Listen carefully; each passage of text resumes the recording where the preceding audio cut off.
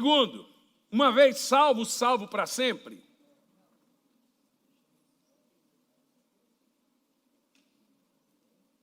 Sabe por que isso é importante, gente? Quer ver outra questão importante?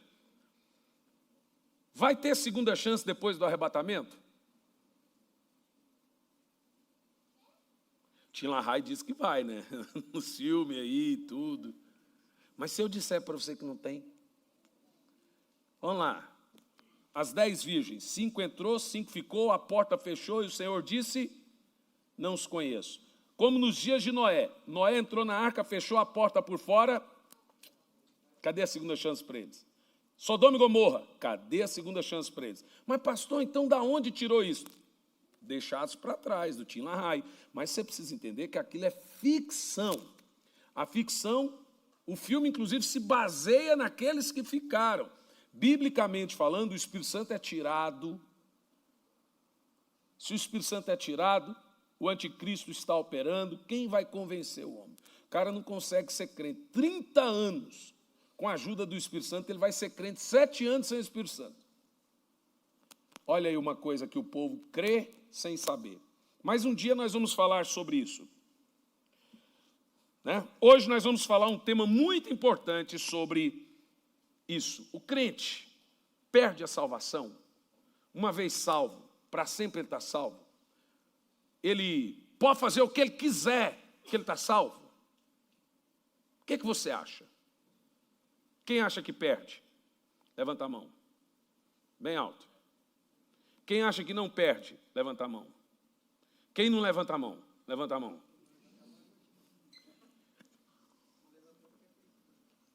Quem é curitibano? Levanta a mão. Vocês não levantaram a mão mesmo. Curitibano, você tem que plantar a bananeira. Eu fico morrendo de rir quando os pastores vêm aqui e ficam assim, fala alguma coisa, gente. Parece que eles querem pegar o curitibano e se manifesta, você está vivo. Vamos lá, João 4:10, sobre a mulher samaritana. Jesus respondeu a ela, se conhecesses o dom de Deus e quem é o que te pede, dai-me de beber, tu lhe pedirias e ele lhe daria água da vida. Que texto poderoso. Mas o que vai sair desse mato? O que é o dom de Deus mencionado por Jesus? Jesus diz para a mulher samaritana, se você conhecesse o dom de Deus, e quem está te pedindo água, é você que pediria água, e eu lhe daria a água da vida. O que é o dom de Deus mencionado por Jesus à mulher samaritana?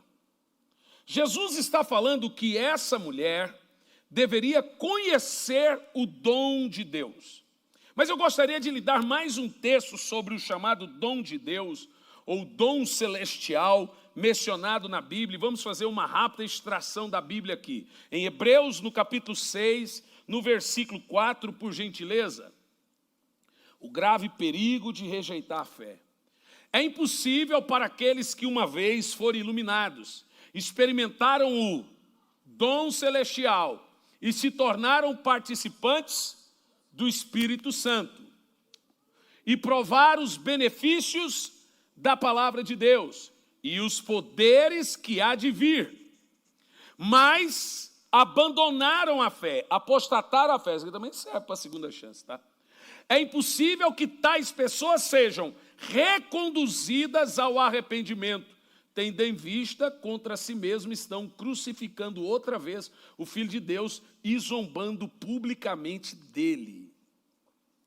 O dom de Deus. Temos aqui agora 2 textos falando sobre o dom de Deus. O que seria esse dom de Deus ou dom celestial?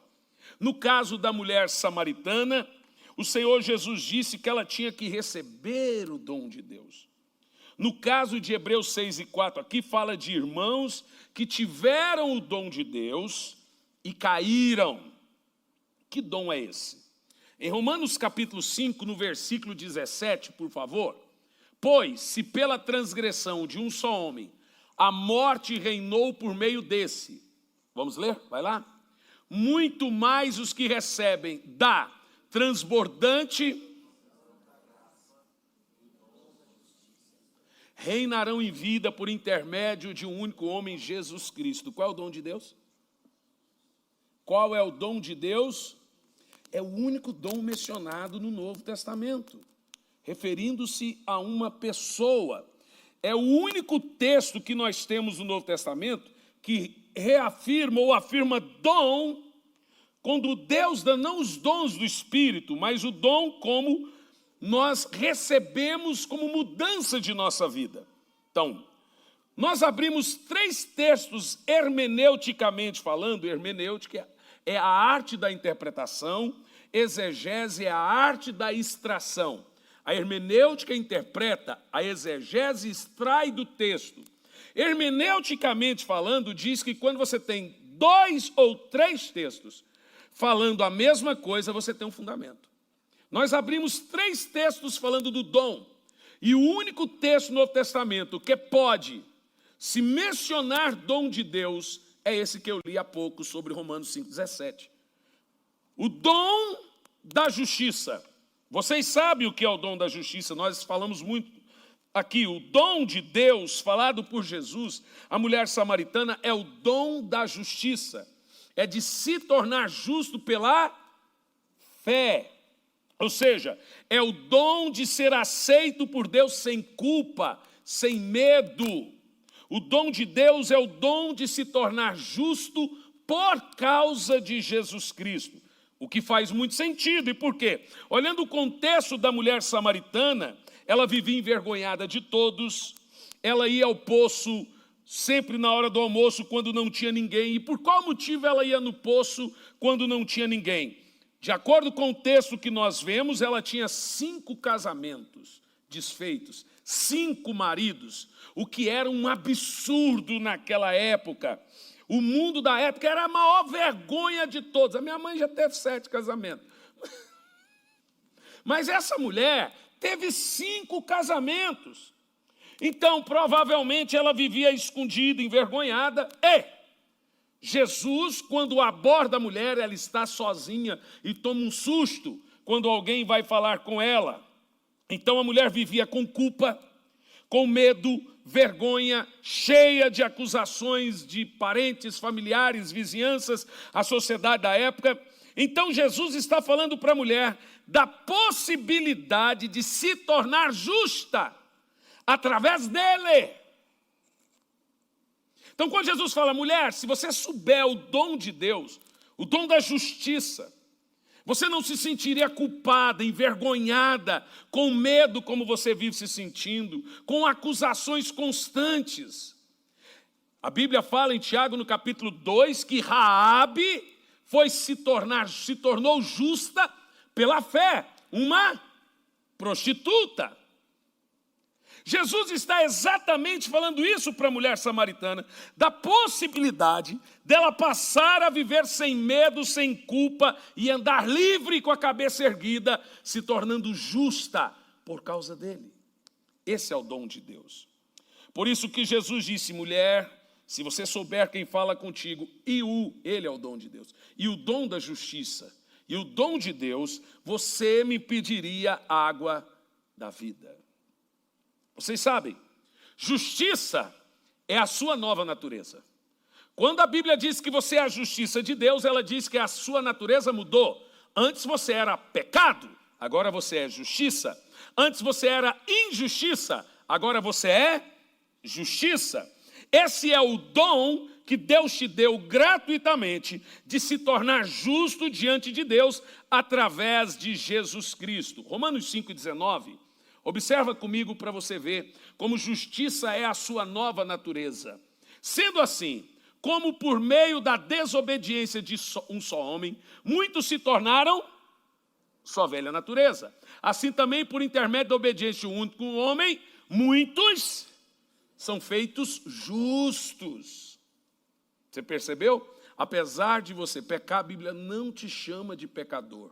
Ela te chama de justo. Glória a Deus. Justiça agora é quem você é. Nós devemos repetir sempre, eu sou a justiça de Deus em Jesus Cristo. Vai lá. Eu sou a justiça de Deus em Jesus. Mais alto. Eu sou a justiça de Deus em Jesus Cristo. Essa é a sua nova natureza. É quem você se tornou por causa de Jesus. Em mais um texto, 2 Coríntios 5:21, veja que a Bíblia te chama de justiça, te chama de justo. Deus fez daquele que não tinha pecado algum a oferta por todos os nossos pecados. Leia o resto. A fim de que nele nos tornássemos... O que você é? O que você é? É a minha nova natureza. Ou seja, esse é o dom de Deus. É o dom que Deus falou, que Jesus falou para a mulher samaritana. Se você soubesse quem fala contigo. E o dom da justiça. Porque se você tem medo, culpa, se sente depreterido, pequeno, você precisa entender quem você é. Ela andava como muitos. Jesus diz, se você entender o dom da justiça, o dom de Deus, você não vai vir pegar água meio-dia. O que Jesus está dizendo? Eu vim aqui para te fazer justa, para você entender que através de mim, você pode se tornar a justiça de Deus. Pela fé. Esse dom é o presente gratuito de se tornar justiça de Deus por causa de Jesus. Eu disse por causa de Jesus, porque eu não fiz nada, eu apenas criei. Diga amém.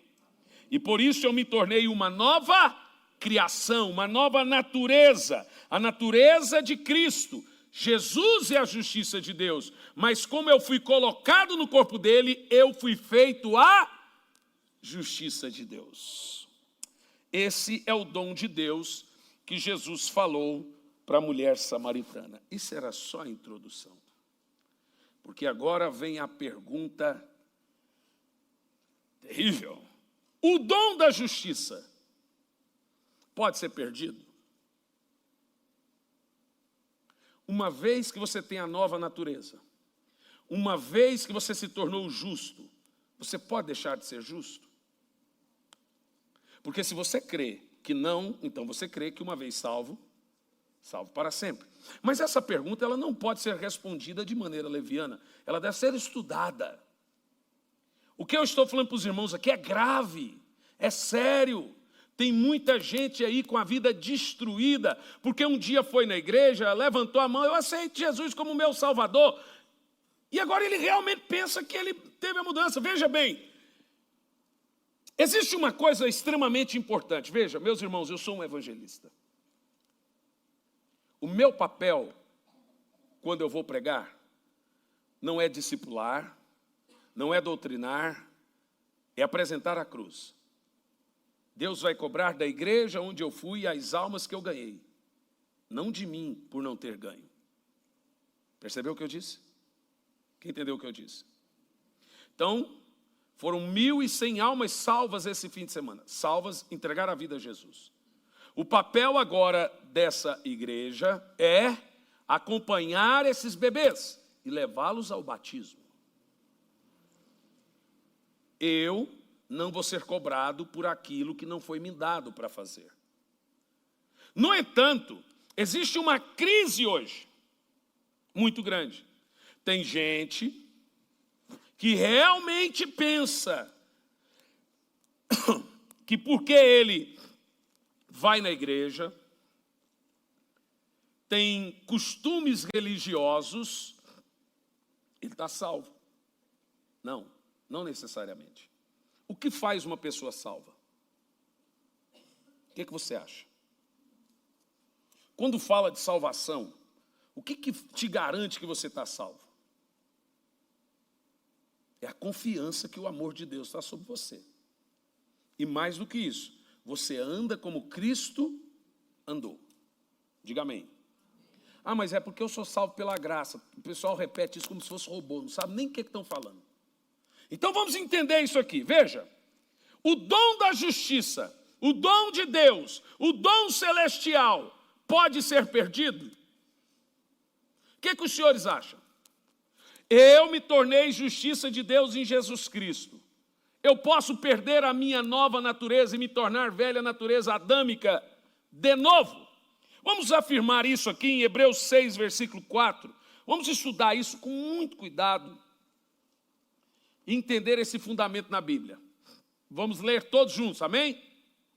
Ora, é impossível, todos juntos, para aqueles que uma vez foram iluminados, experimentaram o dom celestial. Qual é o dom celestial? O dom da nova natureza. E se tornaram participantes do Espírito Santo. Veja, aqui não é gente só religiosa, é gente que se batizou nas águas, mas não só se batizou nas águas, é gente que foi batizada com o Espírito Santo, mas não só foi batizada com o Espírito Santo, ele teve mudança de natureza. Ele também foi iluminado, nós já vamos ver o que isso significa. Então é possível que um cara orou em línguas, teve revelação, profecia, dom de Deus, teve tudo que é experiência espiritual e cai. Você quer ver? Continua.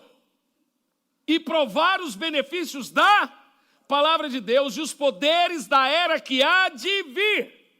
É crente, irmão. Crente cheio de experiência com Deus. Se você sentar com a minha mãe, ela vai falar assim: eu era cheia de dons. Eu tinha visões. Anjo aparecia para mim. Eu pregava. Eu evangelizava. Você conhece gente assim? Conhece ou não conhece? Mas continua o texto. Mas abandonaram a fé. É impossível que tais pessoas sejam reconduzidas ao arrependimento, tendo em vista que contra si mesmos estão crucificando outra vez o Filho de Deus e zombando publicamente dele. Deixa eu só explicar aqui esse texto. Esse texto está falando de gente com altas experiências com Deus, não é de um crente comum, não. Eu sei, meus irmãos, que o texto é duro, que o ensinamento é duro, mas ainda assim é verdade. Não é popular, não é bom de ouvir isso, mas é verdade. Bom, vamos analisar parte por parte. Eu preparei para os irmãos aqui as definições originais de cada ponto aí que o escritor de Hebreus está nos falando, analisando aí cuidadosamente. Em primeiro lugar, é impossível, pois, que aqueles que uma vez, inicial do texto, foram iluminados. Eu foquei aqui na palavra iluminados. Preste atenção. O texto começa assim: é impossível, pois que aqueles que uma vez foram iluminados. A palavra iluminado aí é P-H-O-T-I-Z-O, para quem está anotando, é fotizo ou potizo. E quer dizer espiritual. O texto então está dizendo: é impossível aqueles que uma vez foram espirituais. Continua o texto: e provaram o dom celestial. A palavra dom aí é doreia, que significa presente, e a palavra celestial aí é poraniu, significa natureza do céu. Então, em suma, o texto está dizendo: receberam, provaram a natureza. Então é o dom da justiça ou não? É a nova natureza ou não? É a natureza de Cristo ou não?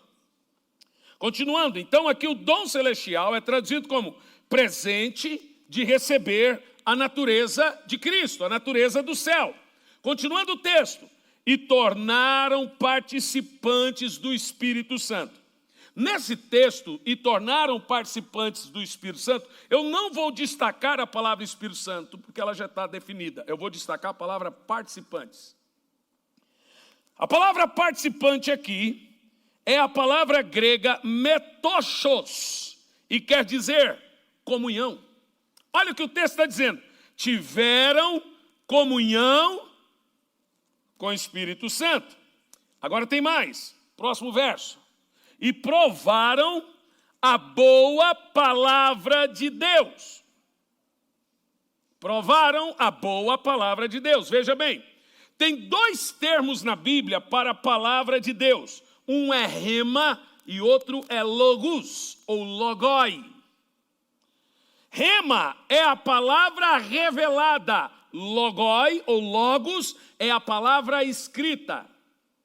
Deus fala de duas maneiras, de forma revelada e de forma escrita. Quem entende o que eu estou falando? Quando o texto diz assim, provaram a palavra de Deus, o termo que temos aqui é rema na palavra de Deus. E quer dizer, provaram as revelações da palavra. Não só leram a Bíblia, mas tiveram pleno entendimento dela. Entenderam o que está na Bíblia, caiu porque quis, porque entenderam tudo, tiveram a revelação dela. Por isso que temos aqui o rema. Temos mais o texto, provaram os poderes do mundo que há de vir. Os termos poderes aí é dunamis, onde vem a nossa palavra dinamite, e significa muitas coisas, virtude, autoridade, unção, tudo isso é dunamis. O termo é traduzido por provaram os dons de poder. É gente que cura, gente que profetiza, gente que faz milagre, é gente que teve experiência com os dons do dunamis. Os poderes do Espírito Santo. Os dons de poder de 1 Coríntios 12, 13 e 14. Vou traduzir o texto aqui dos originais. Olha como se lê. Presta atenção. É impossível, pois, que aqueles que uma vez foram espirituais e provaram a nova natureza do céu e tiveram comunhão com o Espírito Santo e tiveram revelações da palavra de Deus e tiveram o poder de Deus. Vou ler de novo. Olha como é chocante o texto. É impossível, pois, aqueles que uma vez foram espirituais e provaram a nova natureza do céu e tiveram comunhão com o Espírito Santo e tiveram revelações da palavra, entendimento, e tiveram dons de poder, eram usados e recaíram. Sim, é impossível outra vez de renová-los para o arrependimento, visto que, de novo, estão crucificando para si mesmo o Filho de Deus, expondo-o à vergonha. Senhoras e senhores, você já leu algo tão duro e tão poderoso como esse texto?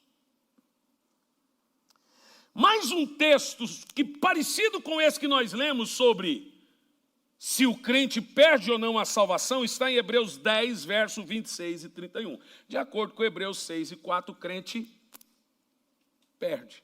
Mas não é crente, não, então nunca foi salvo. Não, nós estamos falando de gente que teve a natureza do céu. Gente que teve dons, gente que teve comunhão com o Espírito Santo. Perde. Primeiro livro do profeta Samuel, capítulo 10, versículo 6. O Espírito do Senhor entrou em Saul, ele foi transformado em novo homem e passou a profetizar. Morreu e foi para o inferno. Olha esse texto. Vamos até o verso 31, fiquem atentos. O castigo do pecado renitente, insistente, porque se vivermos de propósito, deliberadamente em pecado, depois de termos recebido, olha lá, o rema, o pleno conhecimento da verdade, já não resta. Você vê, o cara crucificou Jesus de novo, mas Jesus não vai morrer por ele de novo. Jesus morreu só uma vez. Sacrifício pelos pecados, mas uma horrível expectativa de juízo e fogo ardente, prestes a consumir os inimigos de Deus. Verso 28. Ora, se aqueles que rejeitam a lei de Moisés morrem sem misericórdia, mediante a palavra de acusação de 2 ou 3 testemunhas, julgai vós, quanto maior castigo merecerá quem feriu os pés do Filho de Deus. Está falando da cena lá da cruz, ok, meus irmãos? Profanou o sangue da aliança.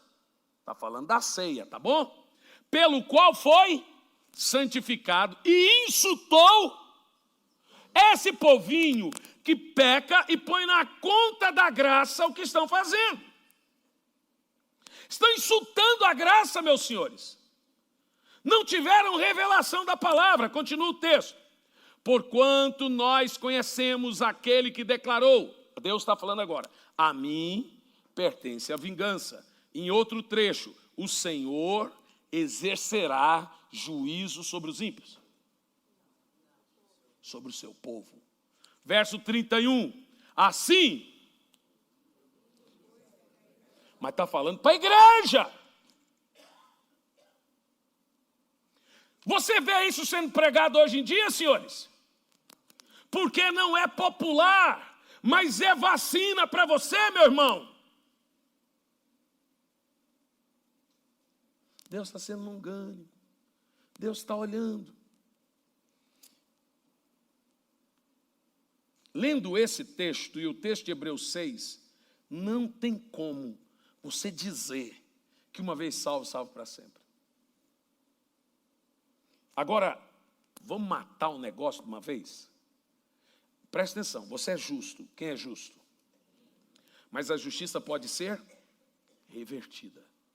Não por Deus, mas porque você pode morrer de novo. Estou falando espiritualmente. Você quer ver? Só para você entender o que eu estou falando aqui, Ezequiel 18 e 24. Olha que coisa, meu Deus. Hoje, quando eu estava lendo e preparando, vamos lá. Se porém, quem é justo aí? Vamos ler todos juntos? Se porém um justo se desviar da verdade e da justiça, cometer erros e pecados e todas as práticas abomináveis dos iníquos, deverá ele viver? Nenhum de seus possíveis atos de justos serão levados em conta, devido à infidelidade que é culpado por causa dos pecados que praticou, sem apelação ele morrerá. Está falando do justo agora. Sabe uma coisa que você nunca vai ouvir aqui? É esse pastor dizendo, eu acho, eu não prego minhas dúvidas, eu prego minhas certezas. Eu não trago para o púlpito coisas que eu ainda tenho dúvida. Se eu tenho dúvida, então eu tenho que estudar mais um pouco.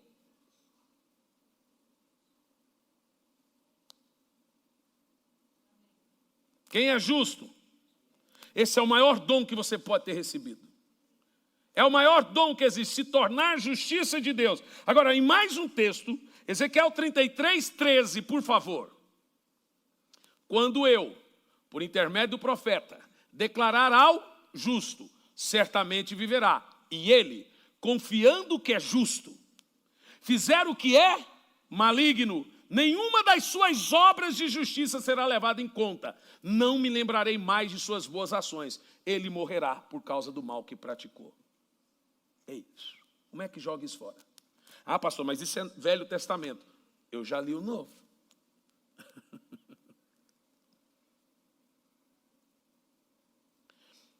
Quando você vai fazer uma doutrina, você pega a sombra do Velho Testamento e pega a realidade do Novo Testamento. Aqui agora nós temos uma doutrina, senhores. Esses textos são idênticos aos textos que eu li do Novo Testamento. Agora preste atenção. O texto diz que uma vez que o cara é justo e ele fizer o que o ímpio fizer, ele deixa de ser justo. Você sabe qual é a graça dos crentes hoje? O ímpio peca e vai para o inferno. O crente faz a mesma coisa que o ímpio está fazendo e cai para o céu. Cheio das graças. Agora, seja honesto você. É justo isso? Ah, mas o ímpio não confessou Jesus. Nossa, você confessou? Não parece.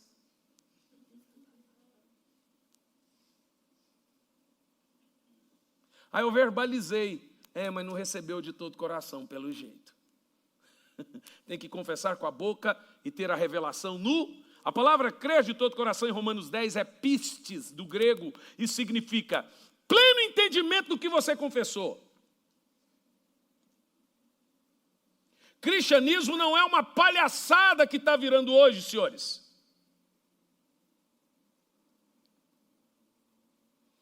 Então eu sou salvo, recebi o dom da justiça sem esforço nenhum, apenas criei. Jesus levou açoite, Jesus apanhou, Jesus sofreu, Jesus apanhou até não querer mais, e eu só criei. Agora eu me tornei justo. Não, eu confesso Jesus no meu coração, não sei o quê. Pratico as mesmas coisas que os ímpios praticam. Ele vai para o inferno. Eu digo que eu vou para o céu. Vê se essas coisas fazem sentido na igreja moderna de hoje. Seja honesto, você, no seu bom senso aí agora, faz sentido, senhores? Quem está em Cristo deve andar como ele andou. Quem é justo pratica atos de justiça. O escritor de Apocalipse, João, transcrevendo as palavras de Jesus, diz que nos últimos dias quem é sujo vai ficar mais sujo, vai fazer atos de sujeira. Quem é iníquo vai praticar obras de iniquidade. Quem é justo vai praticar obras de justiça. O justo pratica justiça. Se você é porco, você come lama e mora no chiqueiro. Se você é ovelha, você mora no pasto. Tu é justo? As suas obras definem a sua justiça. Você anda como um justo?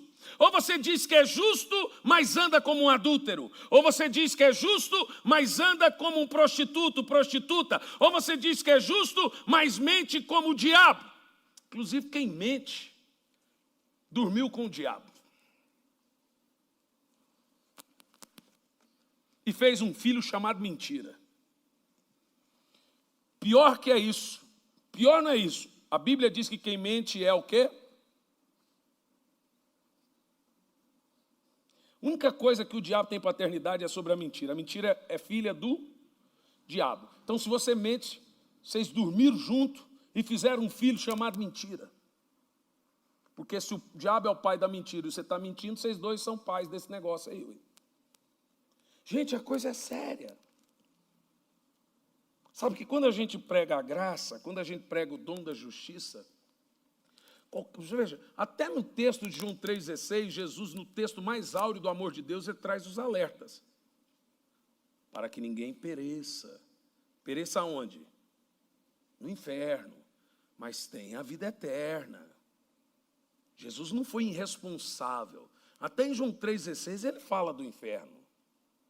Há uma irresponsabilidade hoje na igreja de pastores que têm medo de perder membros, perder dízimos gordos. Porque se falar a verdade, não, rico gosta de fazer o que quer. Aqui não. Aqui não. Aqui você faz se você quiser. Se você quiser ir para o inferno, você vai. Eu só não vou dizer vai com Deus. Mas, meu querido irmão, quem é a justiça de Deus aqui?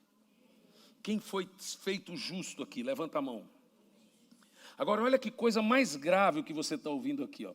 O texto diz que o justo volta a viver na prática do pecado. Observa, não é a gente que peca, não é a gente que vive na prática do pecado.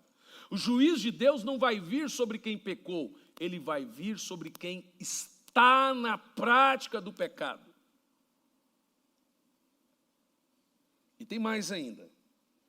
Essa pessoa que recebeu a nova natureza, que o espírito dele reviveu, ele vai voluntariamente, ou seja, de propósito, querendo, mesmo conhecendo a verdade, ele sabe que se ele continuar a pecar, ele vai fazer o cérebro dele aceitar o pecado e morrer.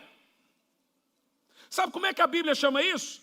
Pecado para a morte. Você quer ver que texto? Se você acha que eu li coisa difícil, o que você vai ler agora dá vontade de cavar um buraco e esconder. O apóstolo do amor fala isso. 1 de João 5:16 em diante. Esse texto é absurdamente assombroso. Presta atenção. Se alguém vir seu irmão cometer pecado que não leva à morte, dá pausa.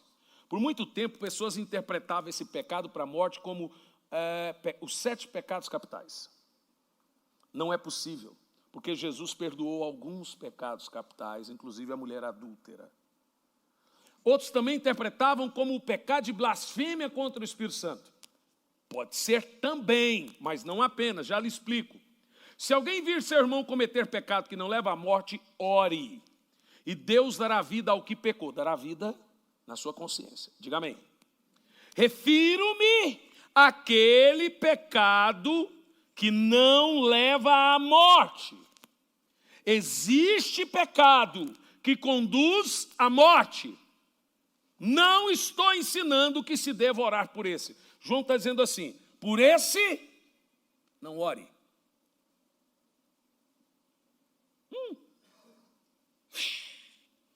Na realidade, João não está proibindo. O texto não é proibição, ele está dizendo, não adianta. Você vai orar para certas pessoas e fala, não, isso eu já sei tudo, já tive onde você está. Ele está cheio de argumentos na consciência dele contra a verdade. Não adianta orar por certas pessoas. Ele está fazendo consciente os seus erros. Ele não está no engano, ele está de propósito. O apóstolo João, agora vamos ver o resto do texto, o que acontece? Toda injustiça é pecado. Contudo, há pecado que não induz à morte. O que é pecado para a morte? É aquele pecado que entra direto na consciência. Funciona assim. Você peca uma vez, você chora e se arrepende. Segunda vez, chora e se arrepende. Terceira, quarta, vai repetindo aquele pecado, você já não sente mais tanto arrependimento. Significa que a sua consciência está morrendo. Há pecados que não matam a consciência, gente. Dá para o crente fazer uma lista de pecado aí que crente não comete. Crente peca, mas tem coisa que crente não faz. O que crente não faz? Crente não mata. Crente não adultera. Crente não é pedófilo. Mas para fazer uma lista grande aí. O que crente faz aí? Tem um monte de pecado. Crente é fofoqueiro. Mente. Mas mente, mas... Crente murmura. Gente, o que eu vejo de crente murmurando. Sabe, uma das coisas que eu troco quem faz faxina na igreja constantemente é ficar murmurando. Nós contratamos 2 vezes por semana uma irmã da igreja que limpa a igreja. Agora está ficando bonito o negócio, graças a Deus. Mas antes, a pessoa age como se ela fosse escrava. Ela trabalha 2 vezes por semana e recebe. Mas como se a igreja estivesse explorando. Murmurou? Eu não tenho paciência, não. Lá na empresa também, reclamou uma vez, meu filho, povo desempregado. Eu não aguento gente reclamão. Tem gente que não sabe, mas murmuração é um pecado grave diante de Deus. Não tem coisa que crente faz mais do que reclamar. Mas essas coisas não matam sua consciência. Essa coisa deve ser irritantemente insuportável. Agora, tem coisa que você vai repetindo, você já começa a achar que não é pecado, é pecado. Aquilo que você vai fazendo e a sua mente não consegue mais se arrepender, deixa Hebreus 6:4, é chamado de pecado para a morte. Qual é a morte que está aí? A morte do corpo? Não, é a segunda morte. É a morte da alma, a morte da consciência, senhores. João está dizendo, pega lá um cidadão, não vou falar o nome que hoje dá processo, um cidadão que caiu, ficou famoso, ele tem uma barbona assim, ele faz vídeos. Gente, o cara só fala besteira, mas era um dos maiores pregadores do Brasil. Tudo que você fala para ele hoje, ele fala, isso é bobeira. Você vê, ele cauterizou a sua mente. Isso é pecado para a morte. O pecado, tem gente que faz da vida o pecado e do pecado um estilo de vida. Peca de propósito, sabe que é errado e faz. Isso é pecado para a morte. João está dizendo, não adianta orar por quem conhece a verdade e continua no erro. Ele está fazendo porque quer. Mesmo tendo a revelação da palavra, ele faz consciente. É sem vergonha. Quer orar? Pode orar, João não está proibindo. Mas eu vou insistir orando. Maravilha, João está dizendo. Não adianta orar. Ele está pecando para morrer, para a morte. E agora vejam, senhores, esse texto desconstrói algumas imbecilidades que as pessoas repetem. Já viu, tem gente? Eu tenho um amante e você que mente. Não existe pecadinho e pecadão para Deus. Esse é o argumento deles. Pois o que você acabou de ler aqui? Existe pecadinho e pecadão. Sim, senhor. Tem pecado para a morte e pecado que não é para a morte. Jesus disse para Pilatos, aquele que me entregou a ti é culpado de um pecado maior. Não, a consciência que é diferente, a consequência que é diferente. Senhores, pelo amor de Deus, não me tome por infantil. Se a consciência é maior, é porque o pecado é maior. E mais, não, mas Deus ama o pecador. É verdade. Mas quando for para o inferno, quem vai para o inferno, o pecado ou o pecador? Ei, acorda para a vida. Você é bobo? Fumou cocô de cavalo? Quem vai para o inferno é você, não seu pecado, rapaz. O pecado e o pecador é um só. Você vai falar assim, não, eu vou mandar o pecado para o inferno e salvar o pecador. Eis. Esses argumentos que as pessoas usam na timeline da internet, e lá não dá para você ficar provando para ele que ele está errado, não resolve, meu irmão. Você tem que pegar a Bíblia e ler. Porque Jesus está às portas. E tem gente brincando de ser crente. Nós estamos a algumas décadas do arrebatamento. Nossa, como é que o senhor pode ter certeza? Pelos sinais. O mundo não suporta mais o que está virando em 30 anos. Jesus está vindo. O diabo não brinca de ser diabo. Deus não brinca de ser Deus. Para de brincar de ser crente. Jesus disse, o diabo está furioso porque sabe que lhe resta pouco tempo. Não dá, meus irmãos. É hora de pôr brilho na cara, ter caráter. Quem mente deixa de mentir, passar a ter amor por Jesus, parar de faltar cultos. Não estou falando de uma tempestade, uma chuva dessa, não, mas por qualquer coisa. Não estou falando de gente que trabalha, viaja, não. Eu estou falando de gente que não tem coragem, mora do lado da igreja e não tem fome de Deus, meu irmão. Tem gente que trabalha muito. Irmão, para, né? Eu estou falando de gente que não tem paixão por Jesus. Mas ele se torna um religioso. Ele vem na igreja porque tem que vir, é crente. Então crente vai na igreja, então vai na igreja. Antes ele ia na católica, agora ele vem na evangélica. É hora da gente, quer saber de uma coisa? Eu fui batizado há tantos anos atrás. Eu chorei no dia do batismo. Eu recebi o Espírito Santo. Eu me lembro quando eu nasci de novo. Eu vou fazer valer isso até hoje. Vamos parar de andar igual religioso, irmão? Vamos parar de andar igual religioso e amar Jesus de todo o coração, toda a alma, todo o entendimento.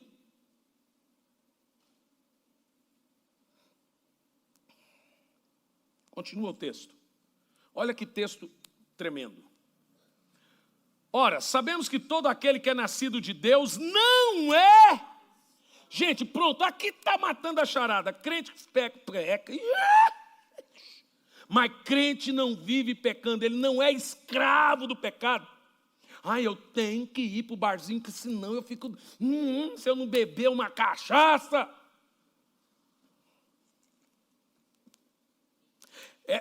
Essa doutrina de só love, só amor de Deus, hoje só sabe pregar amor de Deus. Pastor Mário? Essa doutrina só do amor de Deus e mais nada vai levar muita gente para o inferno. Deus é amor, mas Deus também é justiça, mas Deus também é fogo consumidor, mas Ele também é isso. Deus não é só amor, amor é um atributo dEle.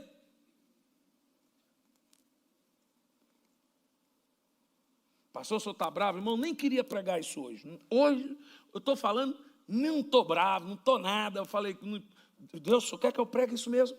Prega, porque eu não estou pregando só para você.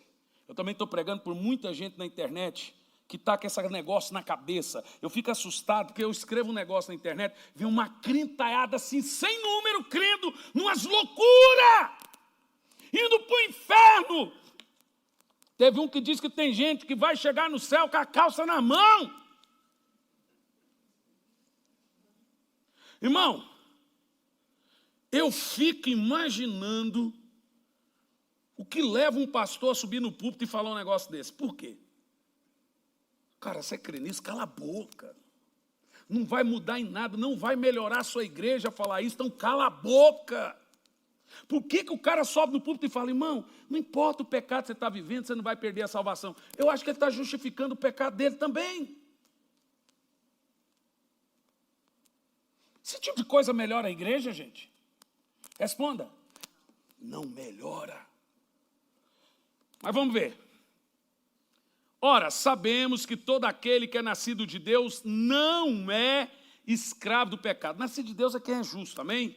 Antes, aquele que nasceu de Deus Aquele que nasceu de Deus o protege e não permite que o maligno o possa tocar. Olha o fundamento do texto. O texto começa falando de pecado para a morte.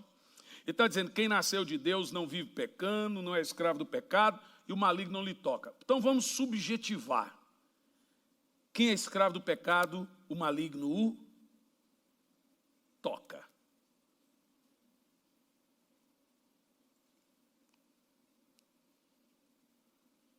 Você é justo? Quem é justo aqui? Pastor, eu não estou conseguindo vencer o pecado. Irmão, a Bíblia diz que Deus dá graça aos humildes e resiste ao soberbo. Deus prefere lidar com prostituta, com gente que odeia o pecado, quer mudança, do que com crente que fica encontrando meios para justificar seus erros. Deus, por isso que Jesus sentava com os pecadores e não tinha paciência com os religiosos. Porque o problema do religioso é que ele está vacinado contra a mudança. Ele está vacinado contra a nova natureza, contra arrependimento. Mas acha que está salvo. Como é gostoso você chegar e pregar para o não crente. Você chega ali e prega 30 minutos sobre a cruz. Eles vêm à frente chorando.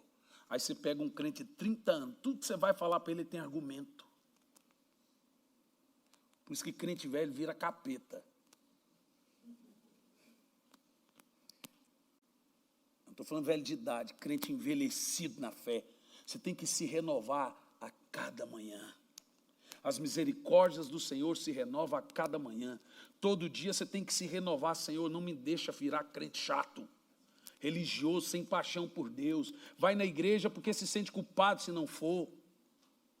Isso é religião, meu irmão.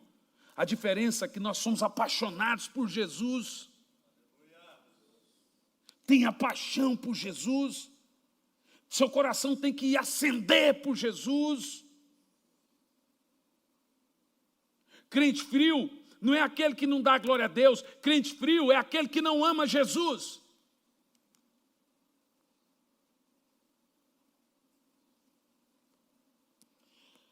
Como que quem aceitou Jesus aqui está salvo para sempre? Diante desses fatos, não importa que o cara faça, ele não perde a salvação. Por isso que tem pastor aí dizendo que gente que se mata não vai para o inferno. É claro, eles não creem que perde a salvação, então você tem que falar um negócio desse mesmo. Ora, veja bem, pastor, suicida vai para o inferno? Bom, vamos analisar isso sobre um estudo mais didático e mais complexo. Eu já falei sobre suicídio e nunca falei sobre isso. Mas tem suicida e tem suicida. Tem o suicídio de gente que não acha que estava fazendo suicídio. Por exemplo, a síndrome do pânico. Eu sei porque a minha mãe, quando eu tinha os surtos, ela falava, ele vai me matar, mas era ela que estava com a arma na cabeça. Mas ela dizia, ele vai me matar. A pessoa com surto psicótico, ela vê um cachorro, ela vê alguém querendo matar ela se joga pensando que é um rio, mas é um prédio. Então, analisando por esse lado, não é um suicídio. Ok, senhores? Na cabeça da pessoa, alguém fez mal para ela. É diferente. Mas na escala de suicídios de 1 a 10, a depressão está em penúltimo lugar. Os problemas psicóticos não estão no início. As pessoas se matam. Número 1, problema financeiro. Eu li isso aqui uma vez. Bullying. Você vê? Problema financeiro é o número 1. O cara se mata, deixa a mulher com os filhos para pagar as dívidas e se mata. Covarde! É covarde! Não se matou por depressão, deixou dívida para a mulher e para filho, e alguém quer me falar que esse cara está salvo porque ele se matou? A Bíblia diz que os homicidas vão para o inferno. Suicídio é homicida de si mesmo. Nossa, pastor, isso vai dar uma polêmica. Eu já vou até bloquear os comentários no YouTube. Não estou preocupado, mas alguém tem que falar. Então eu vou te dizer uma coisa. Presta atenção, a Bíblia diz, quem destruir o seu corpo, o Senhor o destruirá com as suas próprias mãos. Pô, eu não preciso falar mais nada. Ah, não, mas não tem lá na Bíblia que o suicídio vai para o inferno. Também não está lá que pedofilia é pecado, ô Tião? Ô Tonho, acorda aí, ó. Onde é que está na Bíblia pornografia? Parece que a gente é criança. Precisa estar na Bíblia certas coisas. O suicida é homicida. Sem tempo de arrependimento. É homicida. Vamos lá. Se você morrer depois de cometer um pecado grave, você vai para o céu? Responda. Vamos lá. O cara matou, morreu. Matou e morreu. Não. Você não é perdoado porque você pede perdão. Você é perdoado porque você se arrepende. Ah, mas o ladrão da cruz. Não temos outro na Bíblia, então não dá nem para citar. É só 2 a 3 textos. Ali é totalmente diferente.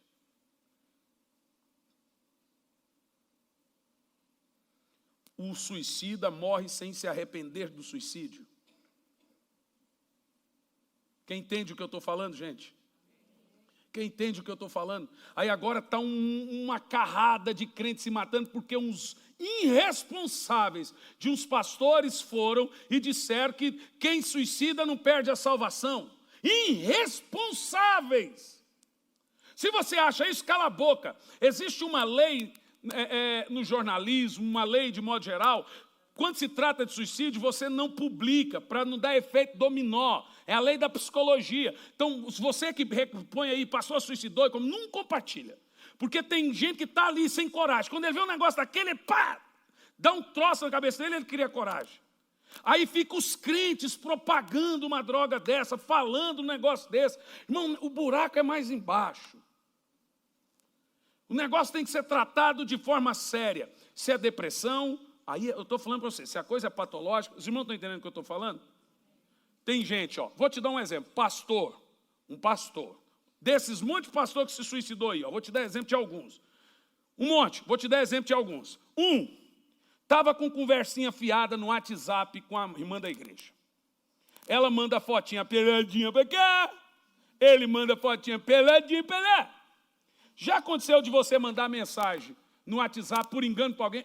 Rapaz, desculpa, já aconteceu? Pois bem, ele mandou uma foto do órgão genital dele no grupo da igreja. Esse matou. Aí vem falar para mim, não era depressão. Uma outra chegou em casa e viu o marido traindo ela. Se matou, não era depressão. Uma outra, o filho publicou, mandou para a namorada a foto. E a mãe da menina viu e esparramou para a igreja, porque ele mandou foto dele. E a mãe viu, a pastora ficou com tanta vergonha que se matou. Veja, de todos esses casos que nós temos aí, poucos eram patologia. São pessoas que não souberam lidar com as crises emocionais deles. Tivemos assuntos, situações patológicas. Esse eu não vou emitir opinião. Não sei o que a pessoa, na hora da doença, da dor, pensou, só Deus julga. Mas de 1 a 10, depressão, problemas emocionais estão em último. Então vai por mim, eu vou te dizer uma coisa. Você se matou? Você já se matou? Então, se você se matar, consciente que você está se matando, olha a frase que eu vou dizer, ela é grave, presta atenção. Escuta o que eu vou dizer. Se você se matar, consciente de que você está se matando, você vai para o inferno. Então, por favor, não diga que eu estou falando de gente doente. Eu vou dizer de novo. Se você se matar, consciente do que você está fazendo, você vai para o inferno. Suicídio é um pecado contra o templo do Espírito Santo. Então vai por mim, meu irmão. Não caia nessa conversa fiada que hoje polarizou. Meu Deus, Deus ama todo mundo, ninguém precisa ser salvo. Jesus morreu por todo mundo. Então teve boca aberta de um pastor que disse que em todas as religiões Jesus tem um nome diferente. Isso está no filme A Cabana. Vocês não prestaram atenção quando eles estão na caverna? E aí o Espírito Santo, que é uma mulher, fala assim, em cada religião ele tem um nome diferente. Isso é universalismo, senhores. Ecumenismo. Jesus é um só. Ele não é Brahma, ele não é Vixe, ele não é Insta, ele não é Astarote, não tem um nome diferente, não. Jesus é o nome sobre todo nome. o nome que o Pai deu para ele, que importa que todos sejam salvos. Ele não tem um nome diferente em cada religião, não são todos os caminhos que levam a Deus, só um caminho me trouxe aqui. O único caminho para você ser salvo é através de Jesus. É crer de todo o coração, confessar com a boca, ter pleno entendimento e revelação. Mateus 24:14, perseverar até o fim para ser salvo. Eu sei que não é fácil. Ser crente é um pepino.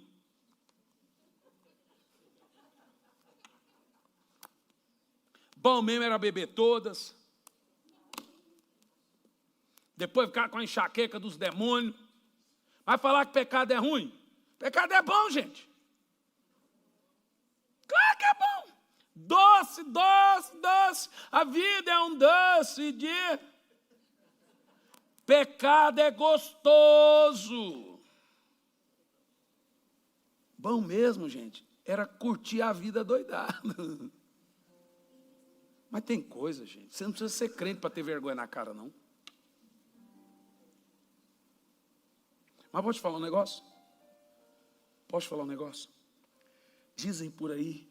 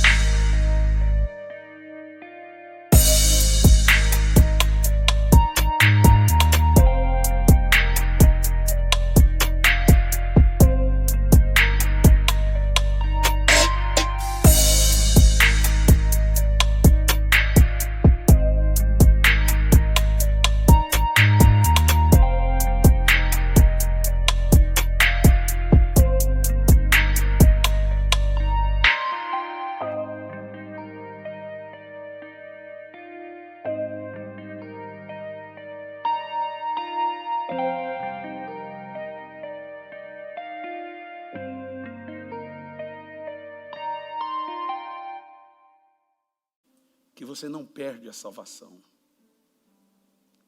Eu quero te dar um conselho como servo de Deus. Isso é do poço do inferno. O diabo quer que você folgue, que você relaxe. Mas a Bíblia diz, fique vigilante, porque o vosso adversário brama como leão, está ao vosso derredor, procurando quem possa tragar. Mas o diabo quer que você folgue, relaxe. Vai curtir a vida, meu filho. Para com esse negócio de igreja. Para de ficar preocupado com esse negócio de volta de Jesus. Para de ser fanático. É o que ele quer. Sabe o que eu quero dos irmãos? Fervor. Sabe o que é a alegria de um pastor? Não é o salário que ele ganha, porque tem pastor com altos salários gordos que se mataram. Tem pastor que tinha bom salário que desistiu de suas igrejas. A alegria de pastor é ver o seu povo apaixonado por Jesus. Pastor, homem de Deus. Quando ele vê que aquela igreja é apaixonada por Jesus. Meu Deus do céu. Mas quando ele vê que o povo é religioso, ele vai morrendo, vai definhando assim. O povo não muda. parece que está enxugando gelo, ele vai ficando doente. Porque ele percebe que o trabalho dele está sendo em vão. Ele não está sendo valorizado. Meus irmãos, o Espírito Santo diz às igrejas: desperta tu que dormes, pois Cristo vai te iluminar. Jesus está voltando. E ele não vai voltar para uma véia, para uma viúva. Desculpa, não no sentido das viúvas. Ele não vai voltar para uma casada 5 vezes. Ele vai voltar para uma virgem. Tudo isso que eu falei é sentido figurado, ok? Não estou falando literal, só Jesus. O pastor falou que Jesus não vai levar as viúvas. Jesus vai voltar para a sua igreja, santificada. Diga amém. Diga amém. Quem é noiva do Senhor aqui no sentido espiritual? Então comece a orar, meu irmão. Mortifica a sua carne. Tem 2 coisas que mortificam a carne: oração e jejum. Leitura da Bíblia. Leia a Bíblia todo dia. Ore. Eu não consigo orar. O dia que você tiver numa dor terrível, você vai conseguir, você vai ver. Ore, irmão. Buscai ao Senhor enquanto se pode achar. A porta da graça está aberta. Aproveita. Amém, meus irmãos? Fique em pé, por favor.